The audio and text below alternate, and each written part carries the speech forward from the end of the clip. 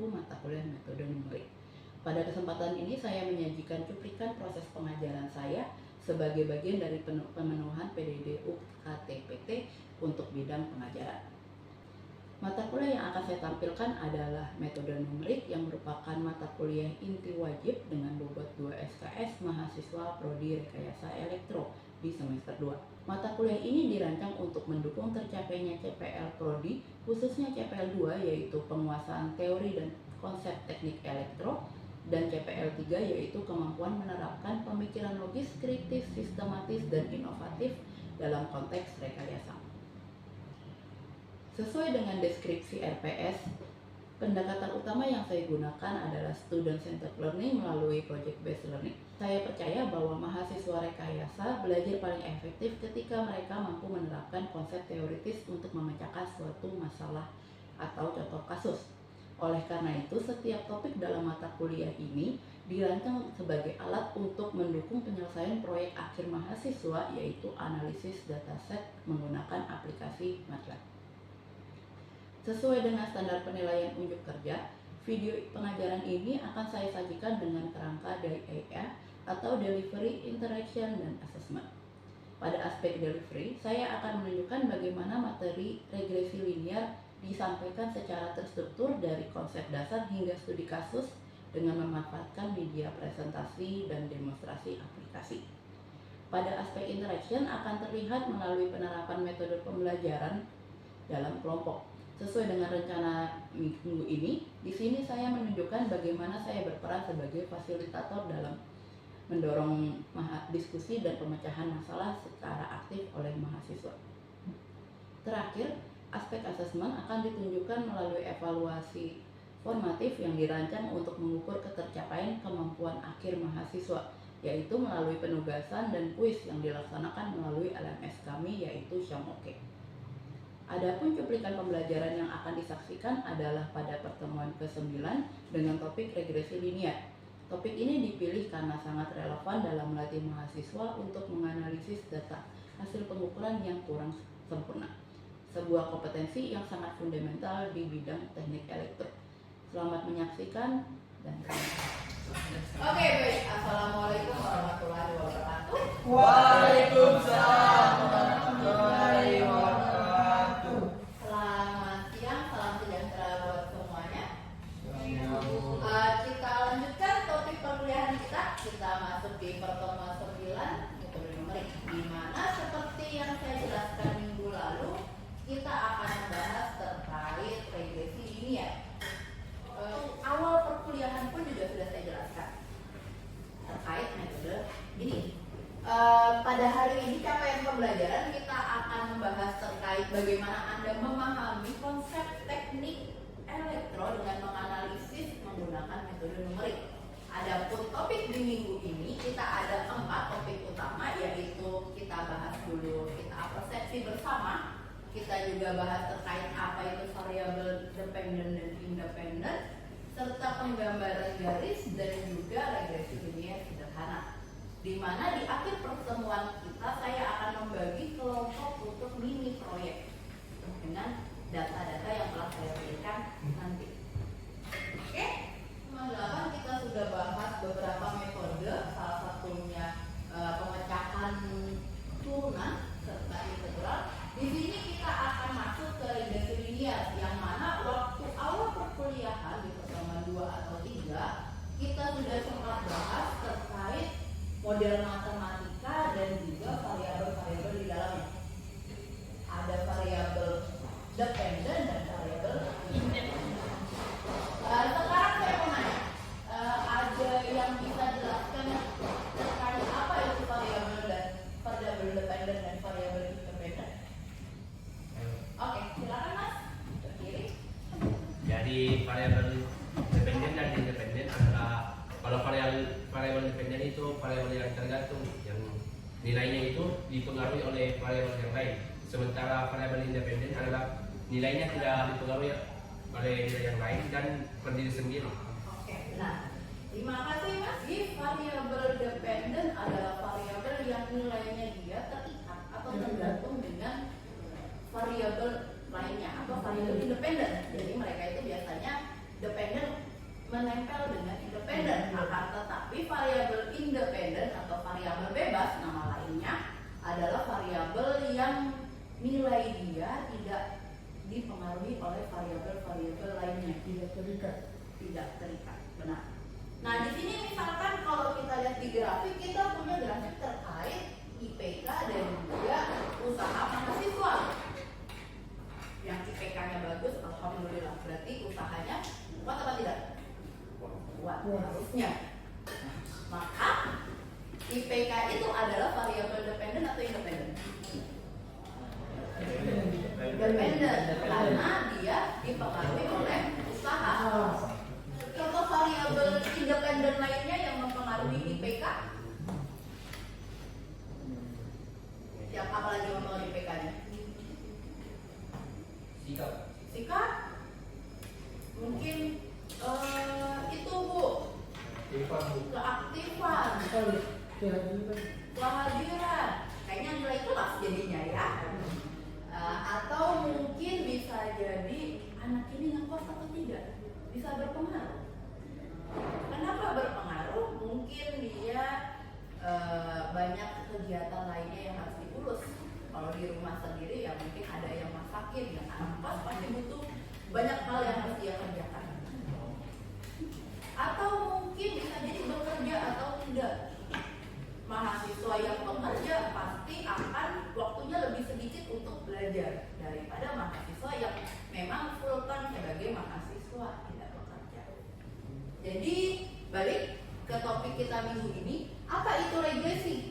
Jadi regresi khususnya pada regresi ini ya adalah merupakan suatu cara, suatu metode untuk melakukan prediksi dengan menggambarkannya ke dalam sebuah garis lurus. Jadi sebuah garis lurus di mana dalam regresi linier kita menggambarkan terhadap dua jenis variabel. Satu variabel independen dan satu variabel dependen.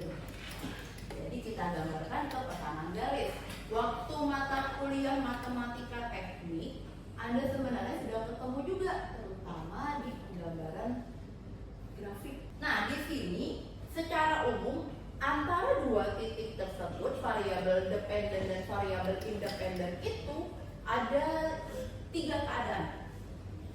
Yang pertama hubungan searah atau positif. Jadi kalau kita gambarkan garis, kita ketika punya X dan kita punya Y, kalau dia searah atau positif adalah ketika independen naik, maka dependennya ikut naik. Maka hasilnya akan sama-sama naik. Misalkan X-nya sama dengan 1, Y-nya akan naik juga, misalkan jadi 2. Atau X-nya sama dengan 2, Y-nya juga ikut naik. Jadi dan seterusnya nempel terus ikut naik. Lalu jenis yang selanjutnya adalah dia tidak searah atau negatif. Berarti kebalikannya. Ketika variabel dependennya naik, independennya jadi turun. Atau independennya naik, maka dia akan turun. Maka kalau kita gambarkan bisa seperti ini. Jadi ketika misalkan X-nya sama dengan 0, ternyata Y-nya adalah 10. Jadi kebalikannya. Seperti kayak grafik, kalau mahasiswanya malas, maka IPK-nya pasti, misalkan ini adalah tingkat kemalasan. Makin tinggi tingkat kemalasan, maka di sini IPK-nya kecil atau terbalik. Ya kan? Begitu. Lalu tidak ada hubungannya. Loh Bu, kalau tidak ada hubungannya maka tidak perlu digambarkan dong Bu. Nah, analisis regresi ini juga bisa digunakan untuk mencari variabel-variabel mana yang relevan dengan output Anda. Kalau kita balik ke sistem elektro, kita masuk ke sistem kendali, sesuatu dikendalikan itu tidak hanya dari satu atau dua sensor. Ada banyak sekali sensor. Contoh kita punya boiler. Boiler. Di sana kita punya tekanan, kita punya banyaknya air, kita punya suhu, kita punya lagi mungkin timingnya berapa lama, bahan bakarnya jenisnya apa, dan lain sebagainya. Nah, kalau melakukan analisis pasti kita butuh visualisasi. Kita harus gambarkan. Karena kalau kita hanya lihat angka, kita kelola itu, nah analisisnya pendek, dangkal. Untuk lebih dalam analisis maka kita perlu gambarkan, salah satunya menggambarkan garis regresi ini. Walaupun sebenarnya gambar garis kan, sebenarnya dia adalah gambar garis, tapi kita tidak tahu letak datanya di mana. Di sini dua cara, yang langsung otomatis kita bentuk diagram, yaitu kita sebut sebagai scatter diagram atau diagram abstrak atau pencak. Lalu ada kita gunakan rumus matematika, yaitu least square method. Kita cari A dan B nya, X dan Y, hubungan antara X dan Y. Nah, kalau kita bahas yang pertama yaitu scatter diagram. Jadi kalau kita punya sebuah data, kita gambarkan ke dalam titik-titik. Ini kita gambarkan titik-titik secara random, plot random antara datanya, maka itu kita sebut sebagai scatter diagram. Berpencar mereka. Ketika kita lihat suatu kecenderungan, maka itu kita gambar garis dari regresinya. Jadi regresi itu, analisis regresi itu bukan titik-titiknya, tapi garisnya itu adalah regresi linearnya. Persamaan garis tersebut. Persamaan garisnya itu adalah regresinya, bukan titik-titiknya. Titik-titiknya itu apa? Data variabel independen, dependen, X, Y-nya. Dari pola tersebut baru kita tariklah garis. Contoh nih yang di peraga di yang A, hubungan positif. Ini adalah contohnya. Jadi ketika kita punya kecenderungan titik-titik tersebut, barulah kita tarik garis. Yang harapannya garis tersebut mampu merepresentasikan hubungan antara X dan Y. Karena kita mau cari hubungan X dan Y. Jangan sampai kita punya titik-titiknya di sini, garis kita ada di sini. Kan berarti ngatur nih arahnya dia ada di mana. Jadi keinginan kita semirip mungkin dengan kata. Sehingga apa? Kita bisa lakukan prediksi ketika kita punya titik-titik atau di sini kita punya prediksi. Makanya tadi dibilang fungsi dasarnya adalah mau prediksi. Walaupun proses prediksinya perlu digarisbawahi adalah prediksi yang sangat sederhana. Kenapa? Karena sistem yang ada di dunia tidak sesederhana itu. Mahasiswa IPK-nya bisa bagus, berapa banyak variabel di dalam? Kerajinan, tugas, ujiannya dia bagaimana, mungkin dalam rumah berpengaruh, keadaan ekonomi keluarga bisa berpengaruh karena bisa jadi pekerja atau yang lain. Real life-nya tidak sesederhana itu. Lalu ini yang B juga, kalau kita punya garisnya dia positif tapi lingkarnya lebih lebar, apa yang terjadi ketika garisnya rada tidak mewakili antara titik-titiknya ini? Apa yang terjadi? Ya.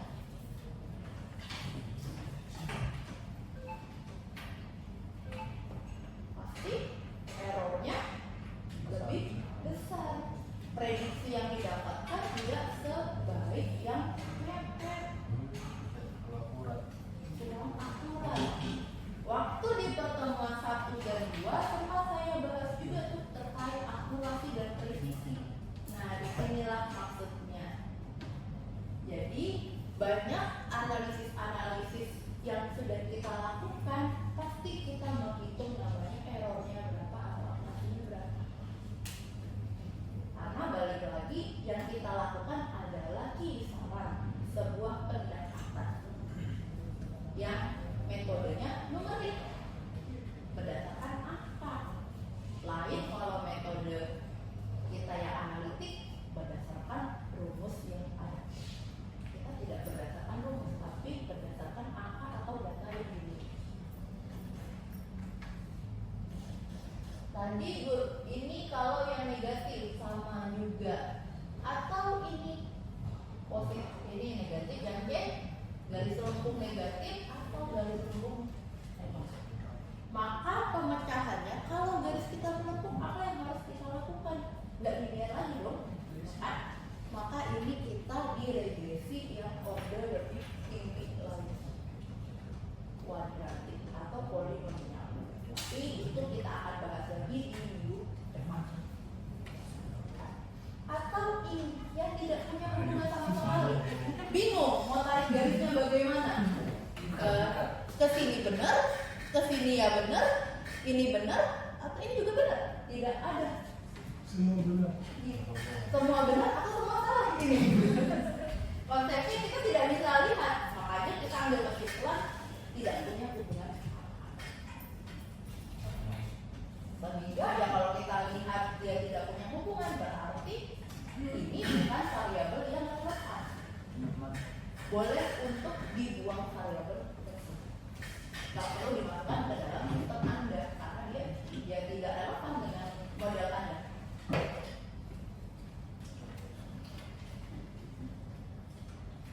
Nah, sekarang kita coba bagi kelompokan 6 dan 5. Oke deh. Kelompok 1 dan kelompok 2 untuk coba buat di sini. Kita coba regresi dulu. Kita gambarkan grafiknya antara X-nya adalah skor tes kecerdasan dan Y-nya adalah hasil produksi. Kemana mau bos? Kenapa nih? Saya di sini. Kenapa boleh Tiga. Di sini ada nih.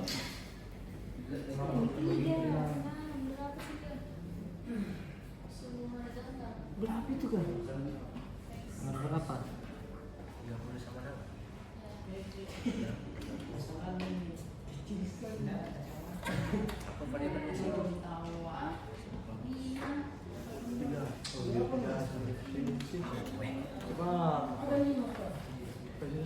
Kan tadi sudah diskusi, sudah bisa digambarkan titik-titiknya. Ada yang bisa menggambarkan? Silakan Mbak. Gambar grafiknya.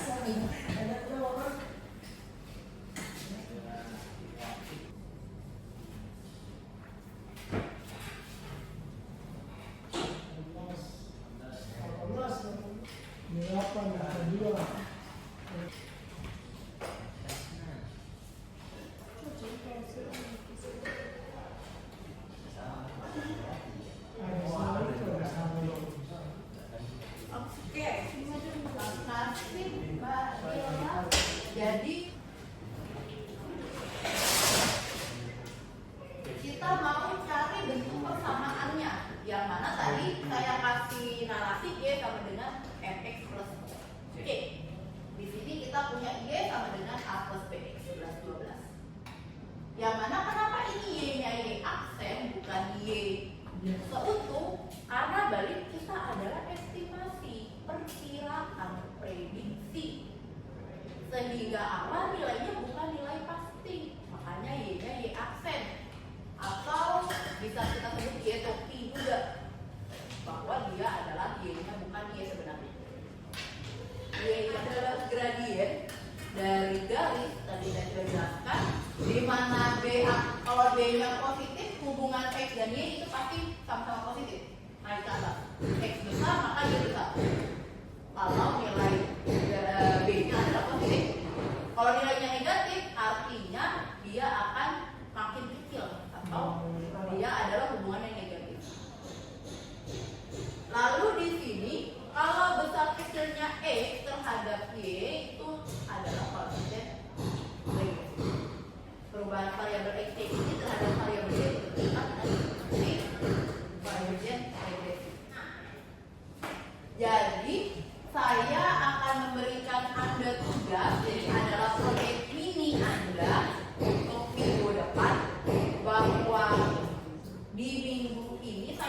akan bagi Anda menjadi 4 kelompok.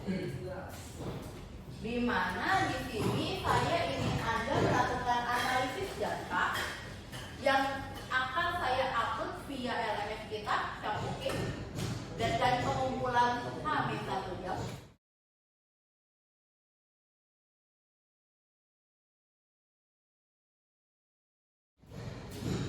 Di sini Anda silakan lakukan regresi linear secara manual dulu, baik itu tangan pada 20 data per tahun. Karena data yang saya berikan berbeda-beda, ada yang sampai 40, ada yang sampai 200. Ambil 20 data per tahun. Setelah Anda lakukan data pertama, buatkan grafiknya, lalu kita masuk ke Excel dan akhirnya ke Excel. Analisisnya nanti yang dikumpulkan ke saya apa? Adalah berupa laporan hasil analisis Anda. Tidak ada minimal halaman, tapi saya minta tolong dianalisis dengan baik. Oke, ada pertanyaan?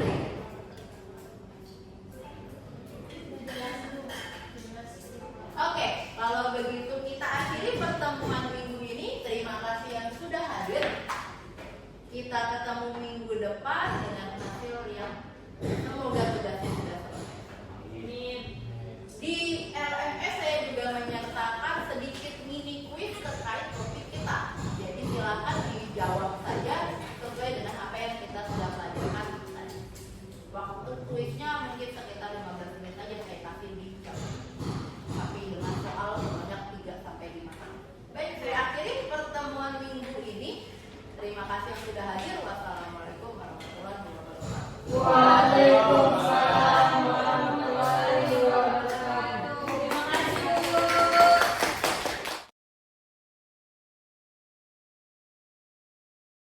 Demikianlah cuplikan singkat dari proses pembelajaran pada mata kuliah metode numerik, khususnya pada pertemuan 9 dengan topik regresi linear. Dalam sesi yang telah disaksikan, saya telah berupaya untuk mengimplementasikan kerangka DIY secara utuh. Besar harapan saya video ini dapat memberikan gambaran jelas dan komprehensif terkait mengenai kompetensi, dedikasi, serta semangat saya dalam menjalankan tugas sebagai pendidik di Universitas Negeri Makassar. Atas perhatiannya saya ucapkan terima kasih. Wassalam.